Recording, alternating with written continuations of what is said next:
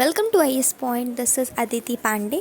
तो आज हम लोग पढ़ने वाले हैं मानव विकास के उपागम। इसके पहले वाले क्लास में हम लोगों ने क्या पढ़ा था कि मानव विकास में क्या रोल प्ले करते हैं। ठीक है, सो अगर आपने ये वीडियो नहीं देखी है तो आप जाके इसे चेकआउट कर सकते हैं हमारे यूट्यूब चैनल में। तो चलिए आज हम लोग जानेंगे मानव विकास के उपागम, ये क्या होता है। मानव विकास की समस्या को देखने के अनेक ढंग हैं। कुछ महत्वपूर्ण उपागम कौन कौन से हो सकते हैं? आय का उपागम, कल्याण का उपागम, न्यूनतम आवश्यकता का उपागम और क्षमता का उपागम। क्षमता से मतलब है किसी भी देश की क्षमता क्या है, जैसे कि उसके पावर्स क्या क्या है। पावर्स में आप कई सारी चीज़ें ले सकते हैं, जैसे उसकी मिलिट्री पावर क्या है, यदि उसके पास हथियार हैं तो वो कौन कौन से हैं। आपने देखा होगा जब भी युद्ध छिड़ता है या ऐसा होता है कि युद्ध की आशंका हो रही है किन्हीं दो देशों के बीच, तो न्यूज़ चैनल में चीज़ें दिखाई जाती हैं कि इनके पास क्या क्या है और इनके पास क्या क्या है। लाइक भारत के पास कितने हथियार हैं, पाकिस्तान के पास कितने हथियार हैं, लड़ाई हुई तो क्या होगा। तो ये हमारे पावर्स होते हैं जो हम उसे शो ऑफ करते हैं।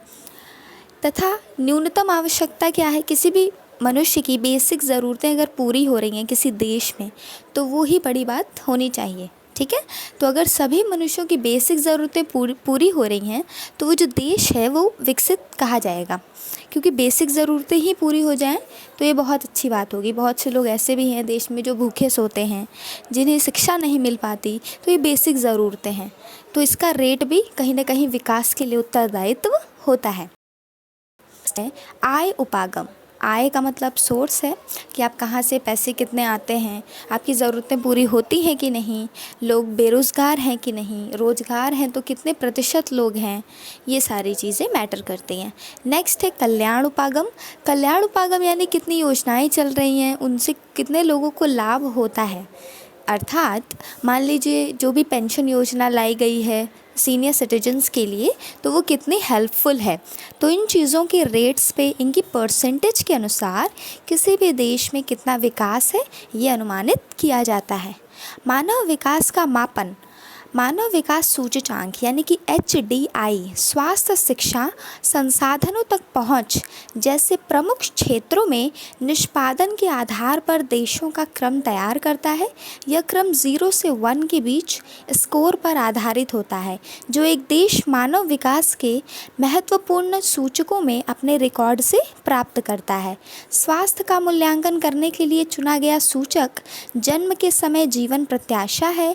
उच्चतर जीवन प्रत्याशा का अर्थ है कि ऐसे लोगों के पास अधिक दीर्घ और अधिक स्वास्थ्य जीवन जीने से ज़्यादा अवसर हैं। प्रौढ़ साक्षरता दर और सकल नामांकन अनुपात ज्ञान तक पहुंच को प्रदर्शित करता है। प्रौढ़ यानी लोग अपने एजुकेशन को लेके कितने ज़्यादा वो हैं। अगर आप देखेंगे कोई बूढ़ा व्यक्ति भी अगर अभी पढ़ना चाहता है, उसने अभी पढ़ाई स्टार्ट की है, तो बहुत अच्छी बात है। भले ही उसे कुछ लोग क्रिटिसाइज़ करेंगे, बट ये गुड थिंग है कि उनके जो नेचर है, उनकी जो सोच है, उसमें बदलाव आ रहे हैं। नेक्स्ट है आप लोगों का मानव विकास के मापन की और प्रणालियाँ जानते हैं, जैसे कि विद्यालयों में कौन कौन से बच्चे पढ़ रहे हैं, उनकी एजुकेशन कितनी है। आपने देखा होगा पेपर में निकलता है कि जीके में बहुत कमज़ोर हैं बच्चे, इंग्लिश में ये है, इंग्लिश में इतनी परसेंटेज है। तो ये सारी चीज़ें रिकॉर्डेड की जाती हैं। इससे पता लगता है कि देश में कितने लोग किन चीज़ों में इंटरेस्टेड हैं, उनकी साक्षरता किन चीज़ों में ज़्यादा है, वो अपने देश को जानते हैं कि नहीं, हिंदी भाषा को जानते हैं कि नहीं। संसाधनों तक पहुंच को क्रय शक्ति के संदर्भ में मापा जाता है। इनमें से प्रत्येक आयाम को 1/3 भारिता दी जाती है। मानव विकास सूचकांक इन सभी आयामों को दिए गए भारों मानव विकास के कुल योग का होता है। स्कोर 1 के जितना निकट होता है, मानव विकास का स्तर उतना ही अधिक होता है। जैसे कि हमने जाना कि इस पे जो स्कोर्स मिलते हैं, जो कि HDI मंत्रालय देता है, तो वो 0 से 1 के बीच में देता है। 1 से जितना करीब होता है स्कोर, उतना ही उस देश को विकसित माना जाता है। तो आय उपागम, कल्याण उपागम, आधारभूत आवश्यकता यानी कि न्यूनतम आवश्यकता तथा क्षमता उपागम, ये चारों चीज़ें हमने देख ली बेसिक। अब हम देखेंगे अंतर्राष्ट्रीय तुलनाएं। मानव विकास की अंतर्राष्ट्रीय तुलनाएं रुचिकर हैं। प्रदेश के आकार और प्रति व्यक्ति आय का मानव विकास से प्रत्यक्ष संबंध नहीं है। प्रायः मानव विकास से बड़े देशों की अपेक्षा छोटे देशों का कार्य बेहतर रहा है। यदि मानव विकास की बात की जाए तो बड़े देशों की अपेक्षा छोटे देश ज़्यादा अच्छे से ध्यान देते हैं। जैसे कि अगर आपको पैसे दिए जाएं कुछ और 4 लोग दिए जाएं, ठीक है, 4 लोगों की फैमिली दी जाए और कहा जाए कि आप इसे चलाइए, आपको 1 महीने का इसका खर्चा चलाना है, तो आप चला लेंगे बहुत आसानी से, सबकी बेसिक नीड्स पूरी हो जाएंगी, कुछ एक्स्ट्रा नीड्स भी पूरी हो जाएंगी। वहीं अगर 5 या 6 कर दिया जाए तो थोड़ी मुश्किल होंगी, लेकिन बेसिक नीड्स तो लगभग कंप्लीट हो जाएंगी। अब वहीं अगर 10 या 20 या 25 कर दी जाए तो कुछ लोगों की बेसिक ज़रूरतों को भी काटना पड़ेगा। तो ये चीज़ें भी अफेक्ट करती हैं। बड़ा देश मतलब ज़्यादा जनसंख्या हो वहाँ पे, इन देशों की बात की जा रही है। आगे चलते हैं। 53 देश सम्मिलित हैं। आप पाएंगे कि शिक्षा और स्वास्थ्य सेवाओं को उपलब्ध कराना सरकार महत्वपूर्ण प्राथमिकता होनी चाहिए। देखिए, अब सरकार का प्रमुख काम क्या है कि जो देश है उसमें सभी की ज़रूरतों का ध्यान रखना। ज़रूरतें मीन्स ऐसी नीड्स नहीं जिनका कोई उपयोग नहीं है, सेंस मतलब बिल्कुल बेसलेस नीड्स नहीं, वो नीड्स जिनकी आवश्यकता है उनको पूरित करना। जैसे शिक्षा की आवश्यकता हुई, मूल अधिकार हुए किसी के, जो बंधुआ मजदूरी है उसे रोकना, विमेन की जो भी स्थितियाँ हैं उन्हें सुधारना, ये सारी चीज़ें उनका कार्य होते हैं।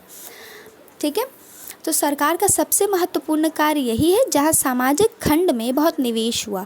लोगों और सुशासन में उच्चतर निवेश ने इस वर्ग के देशों को अन्य देशों से सर्वथा अलग कर दिया है। यह ज्ञात करने का प्रयत्न कीजिए कि देशों की आय का कितना प्रतिशत इन सेक्टरों पर खर्च हुआ है।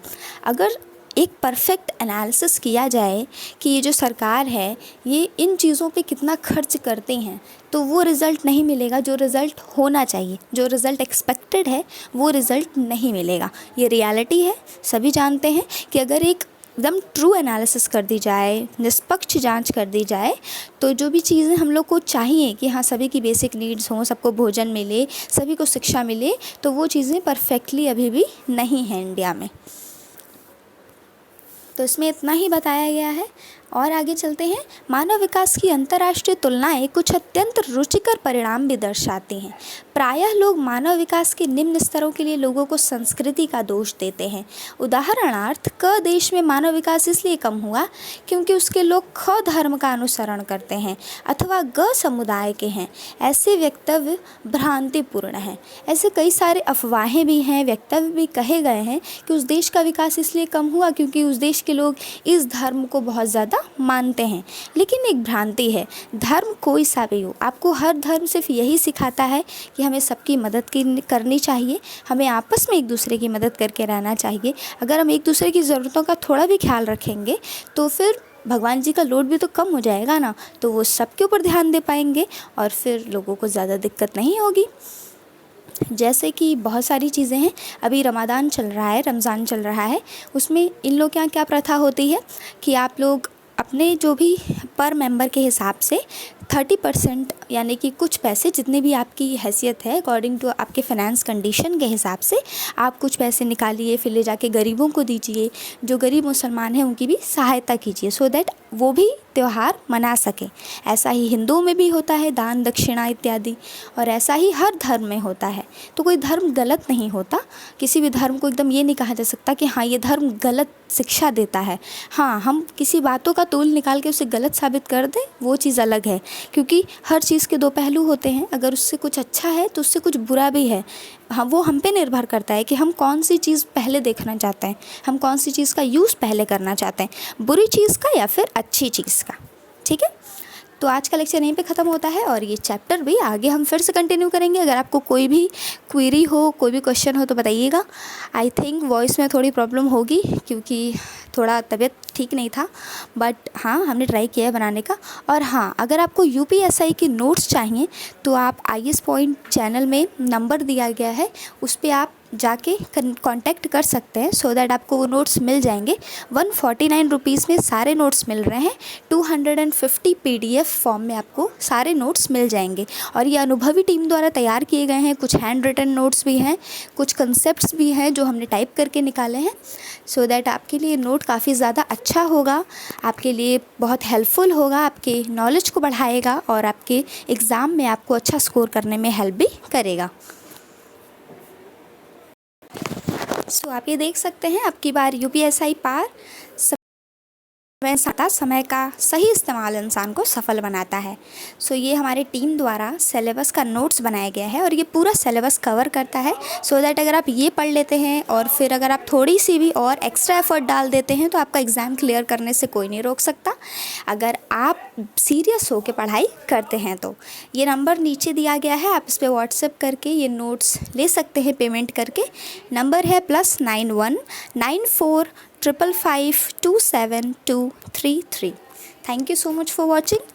Like the video if you like it, subscribe our channel and share our video. Thank you so much.